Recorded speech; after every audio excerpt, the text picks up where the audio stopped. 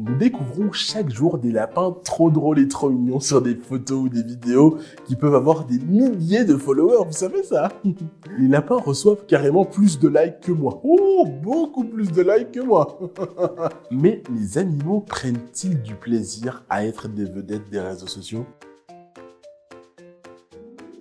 Pour savoir si ça va trop loin, pose-toi 3 questions avant de liker ou partager une publication avec tes parents.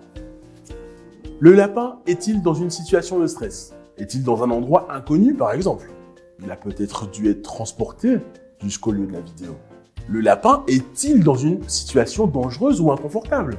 Le lapin porte-t-il un déguisement difficile à mettre sur son corps?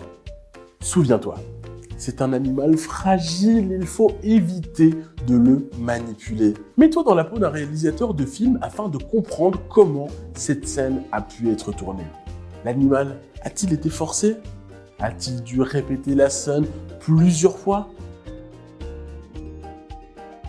Notre difficulté, c'est que nous regardons avec nos yeux d'être humain. Par exemple, lorsque nous voyons un perroquet se dandiner, nous pensons qu'il est en train de danser.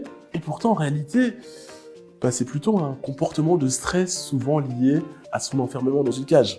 Partir en voyage, pour nous, c'est génial. Le lapin, lui, a-t-il vraiment envie de voir la Tour Eiffel? Ou alors a-t-il envie de bronzer sur la plage? Et surtout, n'est-ce pas une situation stressante ou carrément dangereuse pour lui?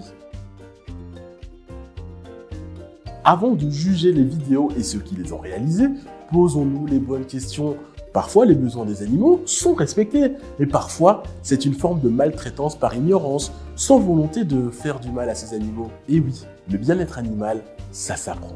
C'est pour cela que nous proposons tous ces permis d'adopter après être allés à la rencontre des spécialistes.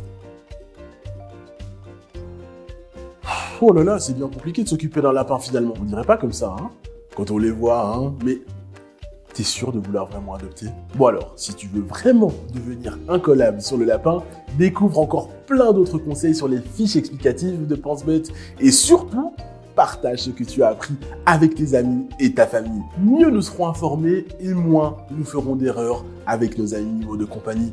Je compte sur toi.